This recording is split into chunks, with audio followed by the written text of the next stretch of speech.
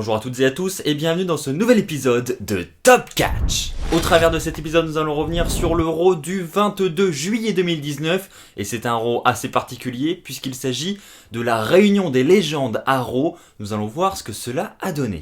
Je vous avoue, j'avais beaucoup de hype pour ce show. À chaque fois qu'on ramène des légendes, moi j'adore ça. Voilà, ça paraît bête. C'est une technique de la WWE pour faire monter les audiences. Mais je pense que ça marche parce que ça fait toujours plaisir de revoir les têtes qui ont fait les belles heures de la WWE il y a quelques années. Et moi le premier, j'en suis très content. Maintenant, est-ce que le show de ce soir a tenu ses promesses? C'est ce que nous allons voir. Je me suis levé à 4h30 ce matin pour regarder Raw, pour avoir le temps de le regarder en intégralité avant d'aller au boulot, pour pouvoir vous faire cette vidéo avant d'aller au boulot. Donc si je fais quelques petites bourdes, je vous demande un peu d'indulgence s'il vous plaît. Je voulais commencer cette review de Raw par le retour de John Cena, parce que John Cena n'était pas annoncé dans ce show, et il était bien là, et qu'est-ce que ça fait plaisir de le revoir John Cena. Je l'ai dit de nombreuses fois, j'étais le premier à en avoir marre de John Cena, lorsqu'il était tout le temps mis en avant il y a de ça quelques années. Mais maintenant qu'il est plus là, maintenant qu'il part en direction du cinéma, j'avoue, il me manque John Cena. Voilà, je l'ai dit, il me manque. C'est John Cena et le fait de ne plus le voir du tout, même en simple part-timer, on ne le voit plus quoi. Il pourrait faire un match à WrestleMania, un match à SummerSlam de temps en temps et on ne le voit plus à part pour les shows en Arabie Saoudite. C'est les seules apparitions que nous avons eues de John Cena depuis un bon petit moment. Donc voilà, ça fait du bien de le revoir de retour et il l'a dit, de retour chez lui. Il a dit, c'était ma maison et ce sera toujours ma maison. Et vraiment, je suis content d'entendre John Cena prononcer ces mots. J'espère qu'on le reverra très prochainement dans les rings de la WWE pour des apparitions exceptionnelles. Donc John Cena, il était là cette semaine pour un segment avec les Usos. Donc j'avoue, je m'y attendais pas. Je m'attendais pas à voir les Usos pour démarrer cet épisode de Raw face à John Cena. Et donc on a eu une petite bataille de mots, voilà, il y a eu des jeux de mots, on a John Cena qui a un petit peu taclé l'un des Usos sur son arrestation, voilà, hein, ça a parlé un peu de commissariat, bon tout ça dans l'humour évidemment. Ensuite on a eu Rikishi qui est arrivé, et donc là Rikishi allait commencer sa petite danse, hein, sa célèbre danse. Mais il a été coupé par les Revival et nous avons donc ensuite eu un combat pour commencer Raw entre les Revival et les Usos.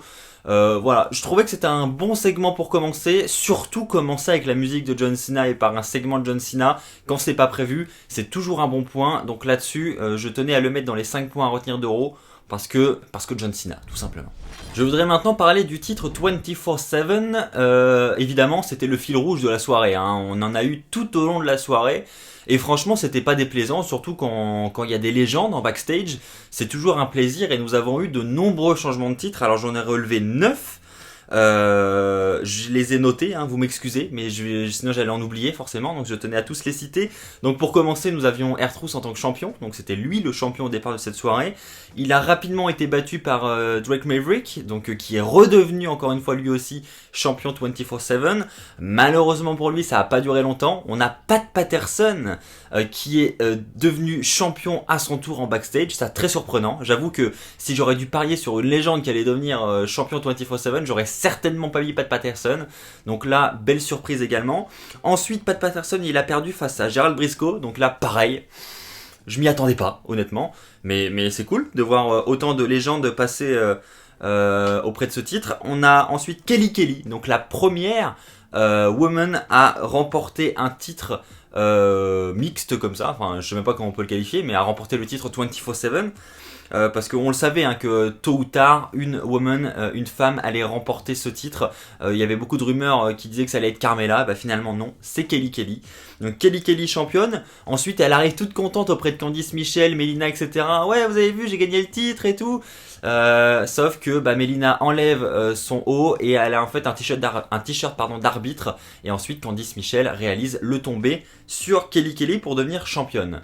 Ensuite, nous avons Alundra Blaze qui va faire abandonner même Candice Michelle. C'est même pas un tombé, elle va la faire abandonner et qui va donc devenir championne. Ensuite, Alundra Blaze va se diriger vers le stage, vers l'arène. Elle va rentrer. Et là, je m'attendais à voir le populaire segment où Alundra Blaze jette la ceinture dans la poubelle. Et au final, non, puisqu'elle sera rapidement coupée par Ted DiBiase avec sa musique. et Teddy DiBiase tout simplement va acheter le titre à Alundra Blaze, donc elle n'aura pas l'occasion de le jeter. Et regarde ce que lui donne Teddy DiBiase, ouais, il y a un beau pactole quand même, hein. Donc elle prend les billets et elle lui donne la ceinture, et nous avons Teddy DiBiase qui devient champion sans faire de tombée ni rien, sans arbitre. Teddy DiBiase, champion 24/7. Ensuite, nous avons un plan sur Teddy DiBiase qui rejoint la limousine pour quitter l'arène. La porte se ferme et... je sais même plus si la porte se ferme, mais en tout cas, il se passe quelque chose dans cette limousine.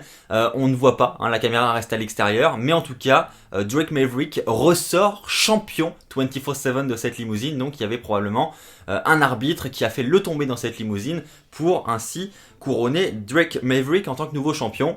Malheureusement pour Drake Maverick, il n'aura pas le temps de quitter l'arène, qu'il reperdra ce titre au profit de R-Truth. Et par contre, lui, R-Truth, réussira à quitter l'arène en tant que champion. Donc R-Truth est arrivé champion et il repart champion. Mais je vous l'ai dit, au total, 9 changements quand même ce soir.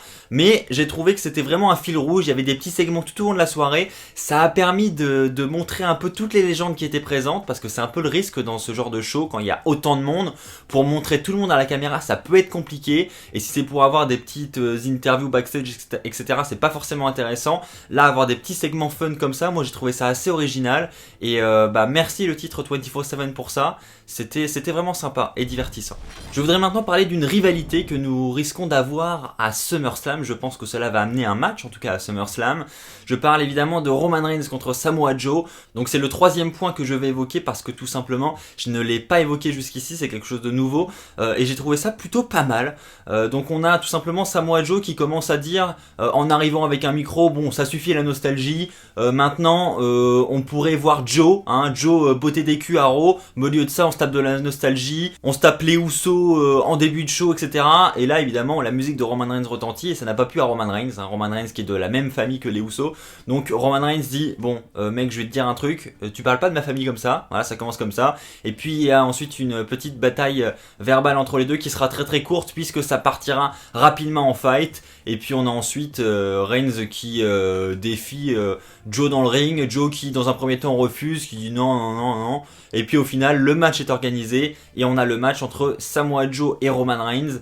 Et c'est Roman Reigns qui ressortira vainqueur après ce match face à Joe. Est-ce que la rivalité va continuer ? Moi je pense que oui, c'est pour ça que j'en parle. Je pense vraiment que la rivalité va s'intensifier et que pourquoi pas la famille de Roman Reigns va être liée dans cette rivalité. On sait que Joe avait déjà fait ça avec AJ Styles et est-ce qu'il peut refaire à peu près la même chose avec Roman Reigns ? Pourquoi pas ? Et ça pourrait amener un gros match dans la carte de SummerSlam, Samoa Joe contre Roman Reigns.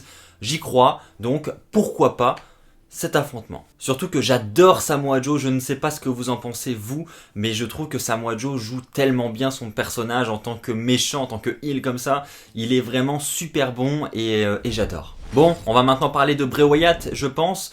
Bray Wyatt qui, une fois de plus, a réalisé une intervention surprise durant ce show. La semaine dernière, il avait attaqué Finn Balor et on se demandait tous si c'était justement le début d'une rivalité entre Bray Wyatt et Finn Balor. Et en fait, on a vu cette semaine que pas forcément, ça ne veut rien dire puisqu'il a attaqué une nouvelle personne. Cette semaine, il s'est attaqué à une légende de la WWE alors que Mick Foley était en train de faire un speech. Bray Wyatt est arrivé, les lumières sont éteintes avec les mêmes effets, ça s'éteint petit à petit. Et puis on a le bruit bizarre, etc., le grincement. Et on a Bray Wyatt au milieu du ring avec des gros plans sur son visage, sur son masque qui est terrifiant et puis il s'attaque à Mick Foley mais en faisant le finish de Mick Foley, vous savez la chaussette dans la bouche, le Moneyball Claw.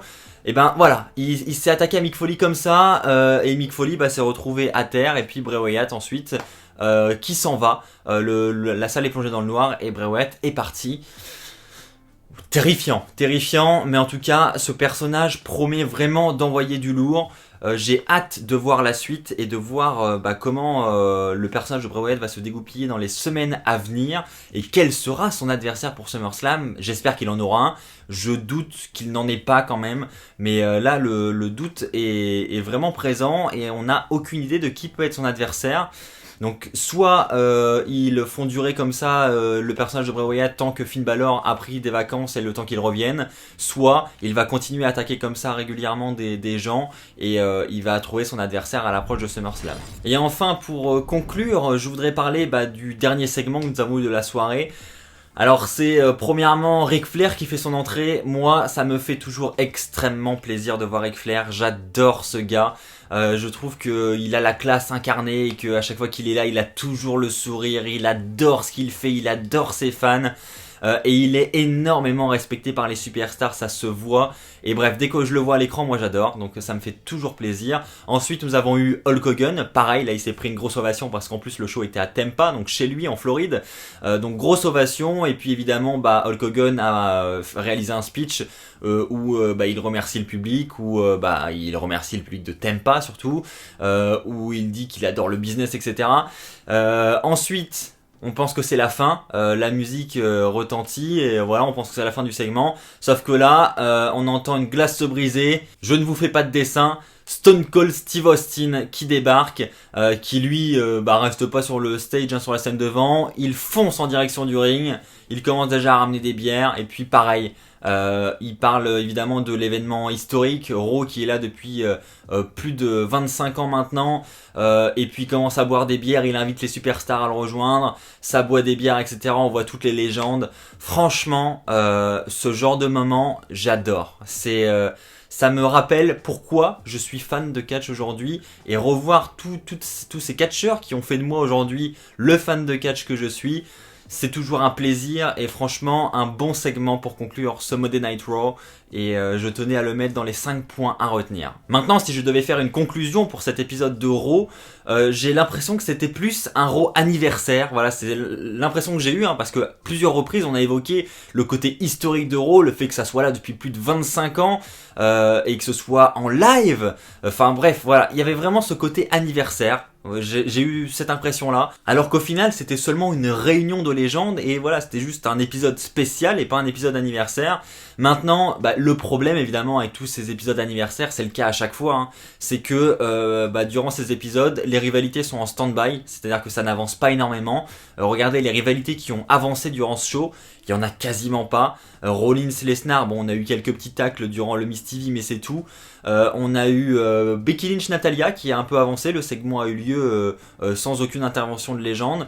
Et c'est tout, je crois. Voilà, Styles il a affronté Rollins, donc j'en ai pas parlé, mais c'était un bon match aussi avec l'intervention de la DX, etc. Donc j'aurais pu le retenir, donc c'est une mention honorable tout de même, j'en parle maintenant. Enfin bref, tout ça pour dire que dans ce genre de show, il ne faut pas s'attendre à voir les rivalités avancées, il ne faut pas s'attendre à avoir de grands matchs, du grand catch. Le but, c'est vraiment de montrer les légendes, d'avoir des petits segments divertissants, etc. Et de rappeler à tout le monde les têtes qui ont fait les plus belles heures du catch. Et c'est ce qu'ils ont fait encore aujourd'hui. Ça me rappelle un peu l'épisode de Raw 25. Je sais que beaucoup avaient été déçus du 25e anniversaire de Raw, en partie pour ces raisons-là, parce que il n'y avait pas eu beaucoup de segments de légendes dans le ring. Enfin, il y avait beaucoup de choses qui se passaient backstage, etc. Je sais que ça vous avait pas beaucoup plu. Maintenant, il faut avoir conscience que, au vu du nombre de légendes qu'il y avait hier soir à Raw encore, ça n'est pas possible de réaliser des segments dans le ring avec tout le monde. Voilà, il faut trouver un compromis et donc forcément on a des superstars qui sont présentes juste pour 5 secondes d'antenne. Regardez Santino Marella par exemple, je repense à lui. Voilà, quand il était en backstage, on l'a vu quelques secondes, c'est tout quoi, pour une discussion où il monte son combat et puis après on le revoit plus quoi. Mais voilà, c'est comme ça, au moins on l'a vu, ça fait plaisir de le revoir et on se remémore ainsi tout ce qu'a pu faire Santino durant sa carrière. Même si c'est pas le plus grand catcheur de l'histoire évidemment, mais voilà, il nous a offert des moments divertissants quand même et ça fait toujours plaisir de revoir toutes ces personnes. Voilà, c'est ainsi que s'achève cette review de Raw, j'espère qu'elle vous aura plu. Si c'est le cas, comme d'habitude, n'hésitez pas à lâcher un pouce bleu, n'hésite pas à t'abonner pour ne pas rater les prochaines vidéos qui sortiront sur la chaîne. On se retrouve très très vite, d'ici là portez-vous bien et n'oubliez pas, soyez toujours très très fiers d'être fan de catch.